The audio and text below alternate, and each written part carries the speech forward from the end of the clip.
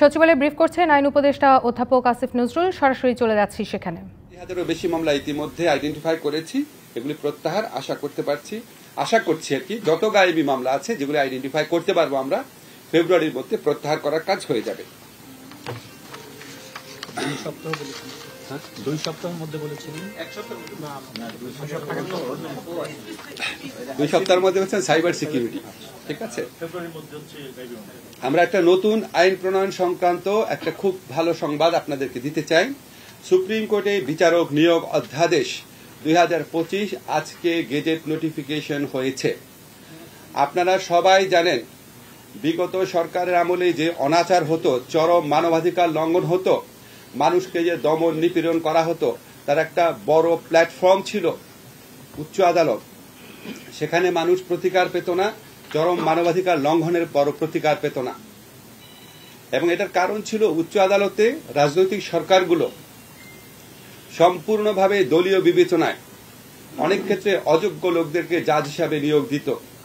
আপনারা জানেন উচ্চ আদালতে নিয়োগ নিয়ে একজন সাবেক প্রধান বিচারপতি প্রলয় ঘটে গেছে এই ধরনের কমেন্টও করেছিলেন।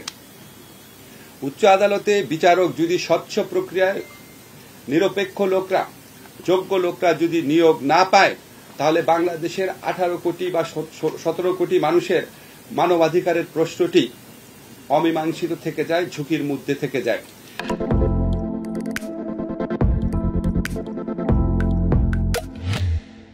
এই প্রয়োজনীয়তার কথা যে উচ্চ আদালতে বিচারক নিয়োগ হবে স্বচ্ছ প্রক্রিয়ার মাধ্যমে, দক্ষ, অভিজ্ঞ, দল নিরপেক্ষ এবং প্রকৃত যোগ্য ব্যক্তিরা উচ্চ আদালতে বিচারক নিয়োগ হবে, এরকম একটা চাহিদা এই সমাজে বহু বছর যাবৎ ছিল। বহু ফোরাম থেকে, বহু রাজনৈতিক দল থেকে, হিউম্যান রাইটস অর্গানাইজেশন থেকে, নাগরিক সংগঠন থেকে এই ধরনের দাবি উত্থাপন করা হয়েছিল।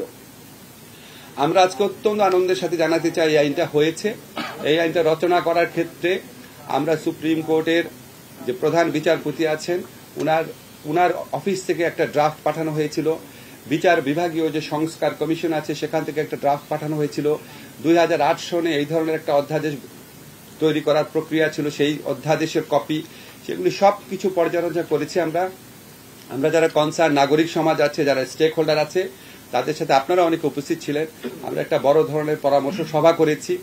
এরপরও ইন্ডিভিজুয়ালি আমরা বিভিন্ন এক্সপার্টের কাছে পাঠিয়েছি। তার মধ্যে সাবেক বিচারপতি আছেন, আইন বিশেষজ্ঞ আছেন, তারপর হচ্ছে আপনার আইনের অধ্যাপক আছেন, আইনের বিশেষজ্ঞ আছেন। আমরা চেষ্টা করেছি যতটা পারা যায় একটা ভালো আইন করার জন্য। আপনাদেরকে শুধু কয়েকটা জিনিস জানিয়ে রাখি। এখানে একটা দর্শক, আমরা দেখছিলাম সচিবালয়ে বিচারক নিয়োগের বিষয়ে কথা বলছিলেন আইন উপদেষ্টা আসিফ নজরুল।